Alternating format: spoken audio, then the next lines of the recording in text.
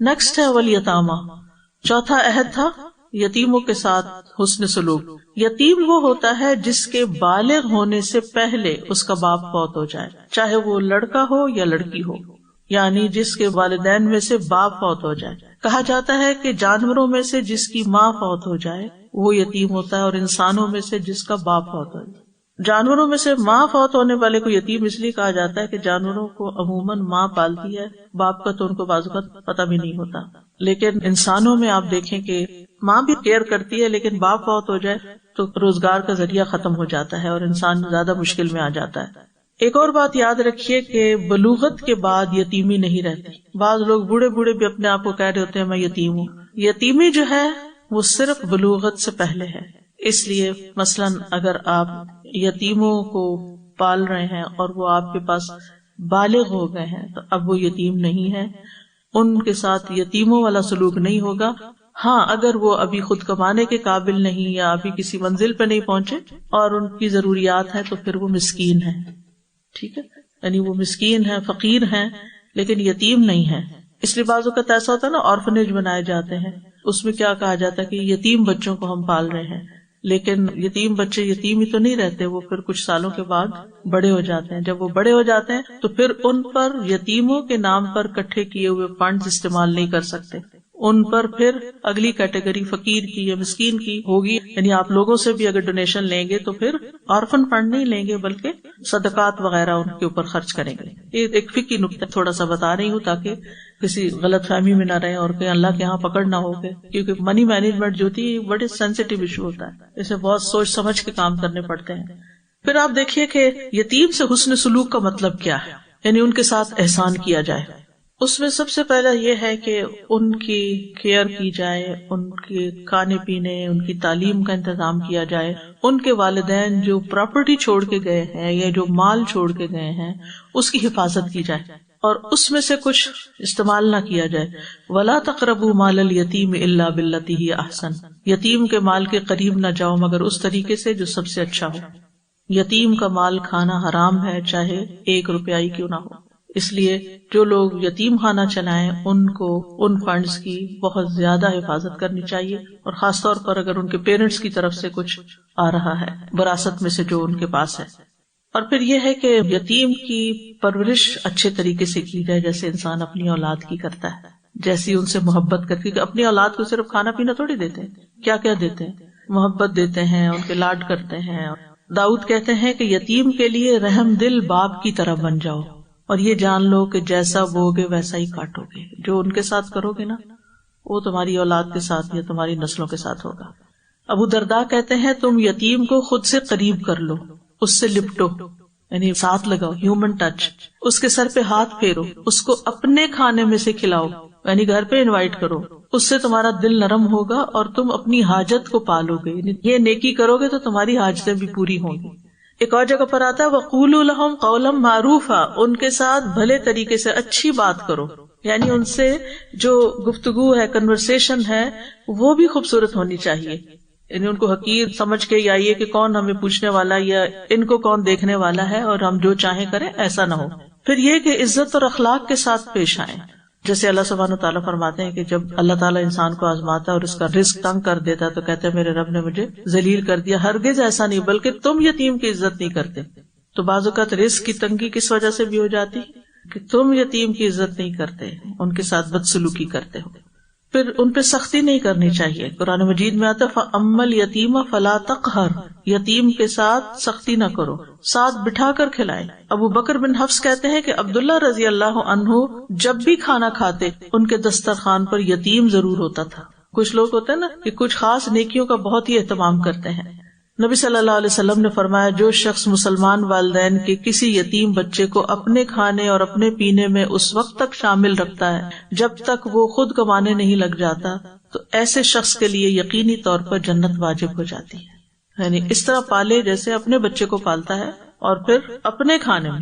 ایک تو یہ نا کہ لوگوں کے فنڈز کے اوپر پالنا، اور ایک یہ ہے کہ اپنے ذات سے خرچ کرنا ان پر، اور پھر ان کو شفقت سے تعلیم دینا. عمر بن ابی سلمہ جو حضرت ابو سلمہ کے بیٹے تھے، ام سلمہ جو آپ کی وائف تھی، ان کے بچے تھے، یہ یتیم تھے. وہ کہتے ہیں میں چھوٹے عمر میں نبی صلی اللہ علیہ وسلم کے ہاں زیر پرورش تھا، یعنی جب میں یتیم تھا، کھاتے وقت برتن میں میرا ہاتھ چاروں طرف گھومتا جیسے بچے کرتے ہیں، ادھر سے کھا لیا ادھر سے پکڑ لیا. تو رسول اللہ صلی اللہ علیہ وسلم نے مجھے فرمایا بیٹے کھاتے وقت بسم اللہ پڑھو، دائیں ہاتھ سے کھاؤ، اپنے آگے سے کھاؤ، یعنی ادب بھی سکھانا چاہیے. وہ کہتے ہیں اس کے بعد میں ہمیشہ اسی ہدایت کے مطابق عمل کرتا رہا. پھر آپ دیکھیے کہ صرف کھلانا پلانا تعلیم دینا یہ کافی نہیں، بلکہ تربیت بڑی ضروری ہے ان کی. اور تربیت کے لیے پھر اگر وہ نماز نہیں پڑھتے تو جیسے اپنے بچے کے ساتھ آپ سختی کر سکتے ہیں تو اس کے ساتھ بھی کر سکتے ہیں، یعنی جیسا سلوک آپ اپنے بچے کے ساتھ تربیت کے لیے کرتے ہیں وہ ان کے ساتھ بھی کیا جا سکتا ہے. اسی طرح یہ کہ یتیم کا مورل جو ہے وہ اپ کرنا چاہیے اور اس کو کانفیڈینس بھی دینا چاہیے. اس کو بڑے بڑے یتیموں کے حالات سنانے چاہیے. جیسے نبی صلی اللہ علیہ وسلم جب پیدا ہوئے تھے تو آپ کے والد تو اس سے پہلے ہی فوت ہو چکے، لیکن کیا ساری زندگی کبھی بھی نبی صلی اللہ علیہ وسلم کے کسی رویے سے یہ کبھی شکایت آپ کو سننے کو ملی کہ میں تو یتیم پیدا ہوا تھا؟ یعنی سیلف پٹی کا کبھی شکار نہیں ہوئے. تو اس لیے یتیموں کو کانفیڈینس دیں کہ وہ اس احساس کمتری میں نہ رہیں کہ میں یتیم ہوں. پھر اسی طرح آپ دیکھیں امام شافعی یتیم تھے، امام مالک یتیم تھے، امام احمد بن حنبل یتیم تھے، امام ابن الجوزی یتیم تھے. یہ سارے اس حال میں دنیا میں آئے کہ یہ یتیم تھے. بڑے بڑے علماء جو یتیم تھے اور اتنے بڑے نام پیدا کیے، ان کے حالات بچوں کو سنانے چاہیے، ایسی سٹوری سنانی چاہیے تاکہ ان کے اندر کانفیڈینس پیدا ہو کہ ہم بھی دنیا میں کچھ کر سکتے ہیں. اگر ایک باپ چلا گیا ہے تو ساری دنیا تو نہیں چلی گئی، ساری اپرچونٹیز تو نہیں ختم ہو گئی. اس کے بعد پانچواں عہد جو بنی اسرائیل سے لیا گیا تھا وہ ہے والمساکین، اور مسکینوں کے ساتھ حسن سلوک. مساکین مسکین کی جمع ہے. مسکین سے مراد وہ لوگ ہیں جن کے پاس اتنا مال نہ ہو کہ وہ اپنے اوپر اور اپنے گھر والوں پر خرچ کر سکیں، یعنی ان کی ضرورتیں نہیں پوری ہوتی. مسکین کا لفظ سین کاف نون سکنہ سے ہے، ساکن سکون اسی سے. چھری کو عربی زبان میں سکین کہتے ہیں کیونکہ اسے جب جانور کاٹا جاتا ہے تو اس کی حرکت ختم ہو جاتی، سکون میں آ جاتا ہے. مسکین کو جب کوئی ضرورت ہوتی ہے یا فاقہ ہوتا ہے تو وہ بھی حرکت نہیں کر پاتا، کچھ کر نہیں پاتا اپنے لیے. اور اس کے برعکس جس کا پیٹ بھرا ہوتا ہے وہ اپنے کام بھاگ دوڑ کے کر رہا ہے، آ رہا ہے جا رہا ہے، اپنا کام کاروبار سب کچھ کر رہا ہے. لیکن مسکین شخص جو ہے اس کو کوئی پوچھتا نہیں، اس کو کوئی انکریج نہیں کرتا، اس کو کوئی آگے نہیں بڑھاتا. لہٰذا وہ معاشرے کے ایسے لوگ ہوتے ہیں کہ جو پیچھے سے پیچھے ہی رہتے چلے جاتے ہیں. ایک اور لفظ بھی ہوتا ہے اور فقیر ہوتا ہے. یہاں صرف مساکین کا ذکر ہے، فقیر کا ذکر نہیں آیا. مسکین اور فقیر میں فرق کیا ہے؟ یہ دونوں ملتے جلتے لفظ ہیں. جب مسکین کا لفظ آئے تو اس میں فقیر شامل ہوتا ہے، اور جب فقیر کا لفظ آئے تو اس میں مسکین شامل ہوتا ہے. لیکن اگر مسکین اور فقیر ایک جملے میں آئے تو فقیر وہ ہوتا ہے جس کے پاس کچھ نہ ہو، اور مسکین وہ ہوتا ہے کہ جس کے پاس ہے لیکن ساری ضرورتیں نہیں پوری ہوتی. یہ فرق ہے. واضح؟ اوکے. تو زکوٰۃ جو ہے فقراء کے لیے بھی ہے اور مساکین کے لیے بھی ہے. نبی صلی اللہ علیہ وسلم نے فرمایا مسکین وہ نہیں ہوتا جو ایک کھجور دو کھجوروں کے لیے آتا اور جاتا ہے. مسکین وہ ہوتا ہے جو اتنا نہیں پاتا جو اس کو غنی کر دے کہ اس کی ساری ضروریات خود سے پوری ہو جائیں. نہ وہ صدقہ کر پاتا ہے، نہ اپنی ضرورت پوری کر پاتا ہے، لیکن شرم کے مارے کسی سے مانگتا نہیں ہے. نبی صلی اللہ علیہ وسلم فقر سے پناہ مانگتے تھے. اللہم انی اعوذ بک من الکفر والفقر، کہ اللہ بالکل محتاج نہ کر دینا کسی کا. ٹھیک ہے. لیکن مسکینی کے لیے آپ نے کیا دعا کی کہ اے اللہ مجھے مسکین کی زندگی، مسکین کی موت اور میرا حشر بھی مسکینوں میں کرنا. یہ دعا آپ نے مانگی. آپ نے فرمایا کہ مسکینوں سے محبت کرو. اور نبی صلی اللہ علیہ وسلم نے مساکین کے لیے بھاگ دوڑ کرنے والوں کی بڑی فضیلت بیان کی ہے. آپ نے فرمایا بیواؤں اور مسکینوں کے کام آنے والا اللہ کے راستے میں جہاد کرنے والے کے برابر ہے، یا رات بھر عبادت اور دن کو روزہ رکھنے والے کے برابر ہے. یعنی ایسا شخص ہے جس نے گویا ساری رات عبادت کی اور سارا دن روزہ رکھا. رسول اللہ صلی اللہ علیہ وسلم نے رات کو کھجوروں کا پھل توڑنے اور فصلوں کی کٹائی سے منع کیا. جعفر بن محمد کہتے ہیں میرا خیال ہے کہ مساکین کی وجہ سے، کہ دن کو کرو گے تو مسکین بھی آئیں گے تو ان کا بھی حصہ دو اس میں سے. صحابہ جو تھے مسکینوں کا بہت خیال رکھتے تھے، اپنے گھر لے آتے تھے، ان کو ساتھ کھانا کھلاتے تھے، اور جو بھی میسر ہوتا وہ ان کو ساتھ ملا لیتے تھے. حضرت عائشہ کہتی ہیں کہ نبی صلی اللہ علیہ وسلم کو گوہ یعنی ایک جانور ہوتا ہے وہ بطور ہدیہ پیش کیا گیا تو آپ نے اس کو نہیں کھایا. حضرت عائشہ نے کہا اللہ کے رسول ہم یہ مساکین کو کھلا دیں، ہم مسکینوں کو دے دیتے ہیں. آپ نے فرمایا جو خود نہیں کھاتے وہ مسکینوں کو بھی نہیں کھلاؤ. کتنا بڑا اصول دے دیا کہ جو خود نہیں کھاتے وہ مسکینوں کو کیوں دیتے. لیکن ہم صدقہ وہی چیز کرتے ہیں جو خود نہیں استعمال کرنا. نیکسٹ ہے وقولوا للناس حسنا.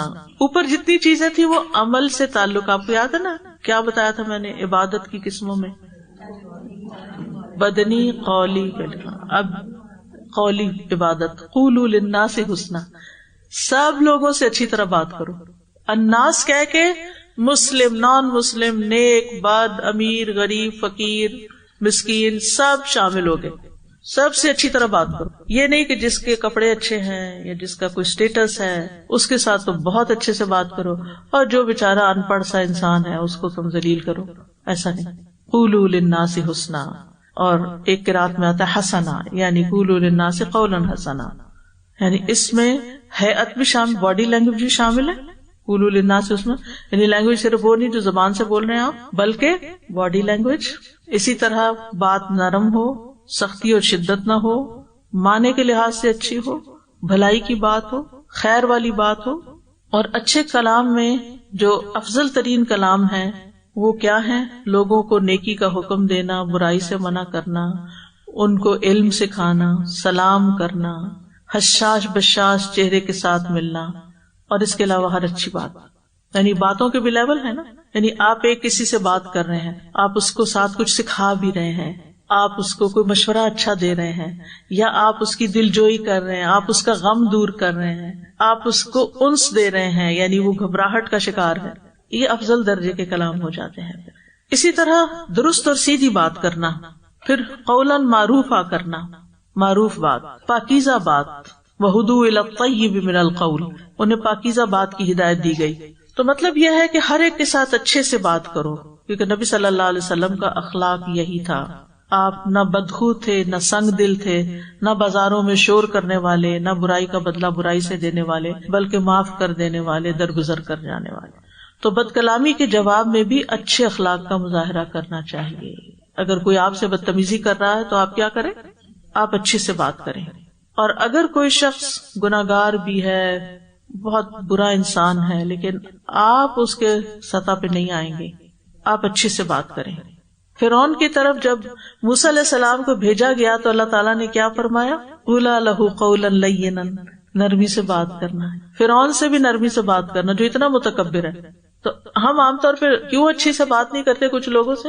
ان کے ساتھ ایسے ہی بولنا چاہیے، بس یہ اسی لینگویج کو سمجھتے ہیں. وہ جس کو بھی سمجھے نہ سمجھے، آپ اپنے آپ کو بد اخلاق نہ بنائیں. اچھی گفتگو جو ہے یہ ایمان کا حصہ ہے. نبی صلی اللہ علیہ وسلم نے فرمایا جو اللہ اور آخرت کے دن پر ایمان رکھتا ہے اسے چاہیے کہ اچھی بات کرے ورنہ خاموش رہے. پھر یہ کہ اچھی گفتگو مغفرت کو واجب کرنے والا عمل ہے. نبی صلی اللہ علیہ وسلم نے فرمایا سلام کو عام کرنا، اچھا کلام کرنا ایسے اعمال ہیں جو بخشش کو واجب کر دیتے ہیں. یعنی آپ کی بخشش ہو جائے گی اگر آپ کی زبان درست ہو گئی. اچھی بات کے سبب جنت میں خوبصورت بالا خانے ملیں گے. انسان کی گفتگو جنت یا جہنم میں لے جانے کا باعث ہے. ایک بات کرتا ہے جس کی اس کو پرواہ نہیں ہوتی اور وہ اسے جنت تک پہنچا دیتی ہے، اور ایک ایسی بات منہ سے نکالتا ہے جس کی اس کو خبر نہیں ہوتی اور وہ جہنم میں گرا دیتی ہے. اب نیکسٹ عبادات کا حکم ہے. وَأَقِيمُوا الصَّلَاةَ، نماز قائم کرو. یہ 7واں عہد ہے، ٹھیک ہے. یعنی اس کو صحیح طور پر پڑھو کہ اس میں کوئی کمی نہ رہ جائے، اس کے سارے ارکان شرائط پوری کرو. یہ ہے اقامت الصلاۃ، ارکان، واجبات، شرائط. اور کامل نماز وہ ہوتی ہے جس میں مستحبات کو بھی شامل کیا جاتا ہے، ادا کیا جاتا ہے. یعنی نماز میں کچھ اعمال مستحب بھی ہوتے ہیں. اب جیسے یہ مسئلہ آپ نے سنا ہوگا، خواتین نماز میں پاؤں ڈھانکے کہ نہ ڈھانکے، بہت سوال جواب ہوتا رہتا ہے. یہ مستحب اعمال میں سے ہے. افضل نماز ہوگی اگر آپ ڈھانک کے پڑھیں. لیکن اگر کسی وقت آپ کے پاس نہیں ہے موقع، ٹخنے تو بہرحال ننگے نہیں ہو سکتے، لیکن اگر آگے سے تھوڑے بہت پاؤں ننگے ہو بھی گئے تو نماز ہو جائے گی، ٹھیک ہے. لیکن اگر وہ بھی چھپے ہوئے ہیں تو یہ پھر کامل نماز ہوگی آپ کی. پھر نمازوں کے اوقات کا خیال رکھنا یہ بھی ضروری ہے. دیر نہ کریں، نماز کا کچھ حصہ ضائع نہ کریں. رکوع اور سجود پراپر کریں. رکوع آپ دیکھیے کہ آپ سیدھے کھڑے ہیں قیام میں، رکوع میں آپ اتنا جھکیں گے، ایسے نہیں، ایسے نہیں، یاد رہے گا. یعنی اسٹریٹ، سر بھی نہیں جھکانا آگے سے، یوں بھی نہیں کرنا، یوں بھی نہیں، یوں بھی نہیں. کچھ لوگ ہوتے ہیں کھڑے ہوتے ہیں بس اتنا سا جھکتے، کچھ اتنا جھکتے ہیں، نہیں پورا. اور پھر کچھ لوگ اتنا جھکتے ہیں کہ سر بھی نیچے لڑکا لیتے ہیں. یہ بھی ٹھیک نہیں. اقامت صلاۃ میں سے ہے رکوع اور سجود پراپر طریقے سے کرنا, اطمینان کے ساتھ ہر رکن ادا کرنا, یعنی ہلتے ہلتے نماز نہیں پڑھنی کہ آپ کھڑے ہیں اور ابھی رکوع پہ گئے ہیں, ابھی ہل ہی رہے ہیں کہ آپ سجدے پہ چلے گئے اور ایک سجدہ ختم نہیں ہوا کہ اگلا بھی نہیں. یہ اقامت صلاۃ نہیں ہے. ہر رکن جو ہے اس میں جسم کو ٹھہر جانا چاہیے, ہر ہڈی کو اپنی جگہ پہ آ جانا چاہیے, پھر آپ اگلا رکن ادا کریں. اور پھر نماز میں خشوع بھی, غور و فکر نماز میں, دھیان نماز کے اندر, کیونکہ قد افلح المؤمنون الذین هم فی صلاتهم خاشعون. نیکسٹ ہے 8واں عہد وآتوا الزکات, زکات ادا کرو, یعنی اس کے حقداروں کو حق دو. زکات وہ حصہ ہے مال کا جو اللہ تعالیٰ نے مالداروں کے حق میں واجب کیا, یعنی فرض کیا. زکات پہلی امتوں پر بھی فرض تھی, یاد رکھیے نماز بھی پہلی امتوں پہ فرض تھی. حضرت اسماعیل کے بارے میں آتا کان یأمر اہلہ بالصلاۃ, روزے بھی پہلی امتوں پہ فرض تھے. یا ایھا الذین آمنوا کتب علیکم الصیام کما کتب علی الذین من قبلکم, حج بھی پہلی امتوں پہ فرض تھا. حضرت ابراہیم علیہ السلام کو حکم ہوا وَأَذِّن فِي النَّاسِ بِالْحَجِّ, لوگوں میں حج کا اعلان کر دیجئے. تو زکات بھی پہلی امتوں پر فرض تھی, جیسے سورۃ مریم میں آتا ہے قال انی عبد اللہ, حضرت عیسیٰ علیہ السلام نے کہا کہ میں اللہ کا بندہ ہوں. آتانی الکتاب, اللہ نے مجھے کتاب دی ہے. وجعلنی نبیا, مجھے نبی بنایا. وجعلنی مبارکا اینما کنت, اور میں جہاں کہیں ہوں بابرکت ہوں. واوصانی بالصلاۃ والزکات, اللہ نے مجھے نماز اور زکات کا حکم دیا. تو اب یہ بات ہمیشہ یاد رکھیے کہ یہ صرف ہم مسلمانوں کے لیے نہیں. ابھی ریسنٹلی ایک سسٹر امریکہ گئی ہوئی تھی, تو وہاں پر انہوں نے نماز پڑھنی تھی, تھوڑا سا ریسٹ کرنا تھا, تو کسی ریسٹورینٹ کے پاس رکی. تو کہتی میں نماز پڑھی تو ایک شخص پاس سے گزرا کہ آر یو پریئنگ, تو انہوں نے کہا ہاں. کہتا او اچھا, تم نے مجھے بھی یاد کرا دیا, مجھے بھی ایک نماز پڑھنی رہتی ہے ابھی میری. تو اس نے کہا تم مسلم ہو؟ میں نے ان کا ہاں. ان کا تم؟ تو کہا میں جیو ہوں اور ہم لوگ 3 نمازیں پڑھتے ہیں, تو میری ابھی ایک رہتی ہے. تو آج بھی ایسے جیوز ہیں, ایسے لوگ ہیں کہ جو اپنی نمازوں کا اہتمام کرتے ہیں. تو زکوٰۃ جو ہے یہ صدقات کے علاوہ ہوتی ہے. بعض لوگوں کو کہا جاتا ہے زکوٰۃ, یعنی اپنے بہن بھائیوں میں سے آپ پوچھتے ہیں زکوٰۃ دے دی, تو کہتے ہیں ہم سارا سال ہی صدقہ کرتے رہتے ہیں. وہ سمجھتے ہیں سارا سال صدقہ کرنے سے زکوٰۃ ہو جاتی. ایسے نہیں ہوتا. ہجری کیلنڈر کے مطابق مثلاً فرسٹ رمضان کو آپ نے 10 تولے کی چوڑیاں خریدی عید کے لیے, ہر سال فرسٹ رمضان کو ان چوڑیوں کی زکوٰۃ آپ کے مال میں سے نکل جانی چاہیے. اپنے پاس سیکنڈ رمضان تک بھی نہ رکھیں, نکال دیں. کوشش کرے پہلے ہی نکل جائے, لیکن سال کے بعد تو وہ آپ کی چیز نہیں ہے, وہ تو کسی کا مال ہے جو آپ نے رکھا ہوا. تو ضرورت مندوں تک ان کی ضرورت کی چیزیں پہنچ جائیں. تو زکوٰۃ کی اور بھی تفصیلات ہیں, لیکن یہ کہ یہ یاد رکھیے کہ نماز کے بعد زکوٰۃ کا درجہ ہے. زکوٰۃ ادا کرنے کے بھی بڑے فائدے ہیں, اس سے اللہ تعالیٰ کی رحمت ملتی ہے, مال کا شر دور ہوتا ہے, وبال دور ہوتا ہے, خوش دلی سے زکوٰۃ دینے والے کے لیے جنت کا وعدہ ہے. بعض لوگ پوچھتے ہیں زیور کی بھی زکوٰۃ ہوتی ہے جو ہم پہنتے ہیں؟ جی ہاں بالکل ہوتی ہے. جس زیور کی زکوٰۃ ادا نہ کی جائے وہ آگ میں لے جانے کا باعث ہے. حضرت عائشہ کے پاس ایک دن نبی صلی اللہ علیہ وسلم تشریف لائے تو انہوں نے ان کے ہاتھوں میں چاندی کی موٹی موٹی انگوٹھیاں دیکھی. آپ نے پوچھا عائشہ یہ کیا؟ کہا میں نے اس لیے بنوائی ہے کہ آپ کے لیے میں زیب و زینت اختیار کروں. تو آپ نے پوچھا کیا تم زکوٰۃ دیتی ہو؟ میں نے کہا نہیں. آپ نے فرمایا تمہیں جہنم میں لے جانے کے لیے یہی کافی ہے, یعنی اس کی زکوٰۃ دو. اور یہ سنن ابی داؤد کی روایت ہے. اور زکوٰۃ نہ دینے والوں کے لیے گنجا سانپ مسلط ہوگا قیامت کے دن حشر کے میدان میں ہی. چاہے بعد میں وہ جنت میں چلے بھی جائیں لیکن ان کو سزا مل کے رہے گی. اس لیے زکوٰۃ کے بارے میں بہت کیئرفل رہیں, کانشیس رہیں. جتنے بھی ایسٹس ہیں, جتنا بھی مال ہے, سارا لکھ لیں. کیش ہے, گولڈ ہے, چاندی ہے, کچھ بھی ہے, یا کسی کو وقتی طور پہ قرض دیا ہوا, بات سوچتے ہیں ہمارے پاس نہیں ہے قرض دیا, نہیں مل جائے گا واپس. تو آپ سب کو کیلکولیٹ کر کے اور پھر سال پورا ہونے پر زکوٰۃ دیں. اور شمسی کیلنڈر کے مطابق نہیں, کیونکہ اس میں کیا ہوتا ہے ہر 33 سال کے بعد 1 سال کم ہو جاتا ہے. نہیں قیمتی چیزوں پہ زکوٰۃ نہیں, جیسے کرسٹل کے برتن ہیں یا اور اس طرح کی چیز ہے. ایون ڈائمنڈ پہ نہیں ہے, اسٹون ڈائمنڈ پہ نہیں ہے, گولڈ پر ہے, چاندی پر ہے. ان 8 چیزوں پر عہد لینے کے بعد اللہ تعالیٰ فرماتے ہیں ثم تولیتم, پھر تم منہ موڑ گئے. الا قلیلا منکم, مگر بہت تھوڑے تم میں سے. وانتم موردون, اور تم ہو ہی منہ موڑنے والے, تم اعراض برتنے والے. تولی کا مطلب ہوتا ہے کسی چیز کو پیٹھ پیچھے ڈال کے بلا دینا, اور یہ اعراض سے زیادہ سنگین ہوتا ہے. اعراض جو ہے یہ کبھی دل سے ہوتا ہے, کبھی جسم سے ہوتا ہے, لیکن اس میں انسان پیٹھ پھیر کے نہیں جاتا. تو تولیتم کے بعد موردون آیا, جس سے پتہ چلتا ہے کہ عملی طور پر بھی اور قلبی طور دونوں طور پہ فارغ ہو گئے تھے, انہیں پرواہ نہیں رہی ان احکامات کی. الا قلیلا منکم, مگر تم میں سے بہت تھوڑے لوگ جو رسول اللہ صلی اللہ علیہ وسلم کی بعثت سے پہلے اس عہد پہ قائم رہے یا پھر آپ کے تشریف لانے کے بعد آپ پر ایمان لے آئے، باقی سب نے ان احکامات کو بھلا دیا۔ آج آپ دیکھیں امت مسلمہ کا حال کیا ہے، عقیدے کے معاملے میں آپ دیکھیں، عبادات کے معاملے میں دیکھیں، کس کس چیز میں شرک نہیں گھس گیا، پھر اس کے بعد والدین کے ساتھ کیا سلوک کر رہے ہیں ہم، دائیں بائیں۔ کسی ماں سے پوچھ لیں بچوں سے خوش ہو تو بہت کم ملے، الا قلیلا منکم۔ ہر ماں کسی نہ کسی طرح کسی نہ کسی بچے سے، چاہے ایک سے دو سے یا سب سے، پریشان۔ پھر یہ کہ صرف یہ نہیں ہوتا احسان کے ماں باپ کو پریشانی سے بچانا، احسان کا مطلب ہے ان کا دل خوش کرنا، یہ میک شور کہ وہ آپ سے خوش ہیں، میک شور، یہ بہت امپورٹنٹ ہے، ورنہ پکڑ ہے۔ آپ کی زندگی میں وہ مسائل آئیں گے جو آپ کے حل سے باہر ہوں گے، آپ کو اپنی اولاد کی پریشانیاں آ جائیں گی، تو اس لیے بہت ضروری ہے کہ ماں باپ کو خوش کیا جائے، خوش کرنا ضروری ہے۔ پھر اسی طرح آپ دیکھیے رشتہ داروں کے ساتھ کیا سلوک ہے۔ شاید ہی کوئی خاندان میں نے سنا ہو کہ جہاں رشتہ دار ہیں وہ سارے بڑے جڑے ہوئے آپس میں، ہر جگہ کچھ نہ کچھ فساد سننے کو ملتا ہے۔ ایٹ لیسٹ جتنے لوگوں کو میں جانتی ہوں، کہیں نہ کہیں لڑائیاں جھگڑے، یتیموں مسکینوں کا حال ہم نے کیا کر رکھا ہے سب کے سامنے۔ اور پھر نمازوں کا حال کیا، زکوٰۃ لوگوں کو پتہ ہی نہیں کہ زکوٰۃ کب دیتے ہیں، کتنی دیتے ہیں، کس چیز پہ دیتے ہیں۔ یعنی یہ وہ چیزیں ہیں جن کے بارے میں علم حاصل کرنا بھی فرض درجے پر ہے، اور یہ عہد صرف بنی اسرائیل سے نہیں لیا گیا تھا، یہ ہمارے ساتھ بھی ہے۔ یعنی ہم نے بھی جو لا الہ الا اللہ کا نا کہ اللہ کی عبادت کرے، یہ سارے کام عبادت کے کام ہیں۔ شروع میں نے جو عبادت کی ڈیفینیشن بنائی، یا قلبی عبادت یا بدنی یا مالی، تو اس آیت سے یہ پتہ چلتا ہے کہ پہلا رکن جو ہے اس میں عقیدہ ہے، لا تعبدون الا اللہ۔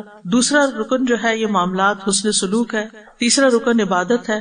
تو دین میں جس شخص کا ایمان مضبوط ہوتا ہے، جس میں رب کی تعظیم ہوتی کہ رب کی خاطر یہ سارے کام ہوتے ہیں، تو اس انسان کا معاملہ انسانوں سے بھی اچھا ہو جاتا ہے، کیونکہ وہ بدلے کے طور پہ نہیں کرتا، وہ یہ دیکھتا ہے کہ یہ میرے رب کا حکم اس لیے مجھے کرنا ہے۔ وہ لوگوں کی شکل نہیں دیکھ رہا ہوتا، وہ دیکھتا ہے میرا رب مجھ سے کیا چاہتا ہے اس موقع پر۔ اور پھر اس کے بعد یہ ہے کہ باقی ساری مخلوق سے بھی، جو انسانوں کے ساتھ اچھا کر لیتا ہے پھر وہ باقی مخلوق سے بھی اچھا سلوک کر لیتا ہے۔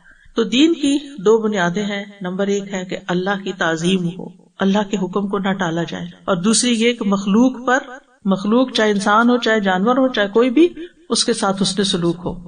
اور پھر یہ کہ غیر اللہ کی عبادت جائز نہیں، اور پھر یہ کہ رحم کے رشتوں کے ساتھ احسان واجب ہے، لازم ہے۔ اللہ نے پکا وعدہ لیا، چوائس کی بات نہیں ہے۔ یتیموں کے ساتھ احسان واجب ہے، مساکین کے ساتھ احسان کرنا واجب ہے، اور پھر لوگوں سے اچھی بات کرنا، اچھے سے بات کرو، بدتمیزی سے بات نہیں کرو، لڑائی جھگڑے نہیں کرو۔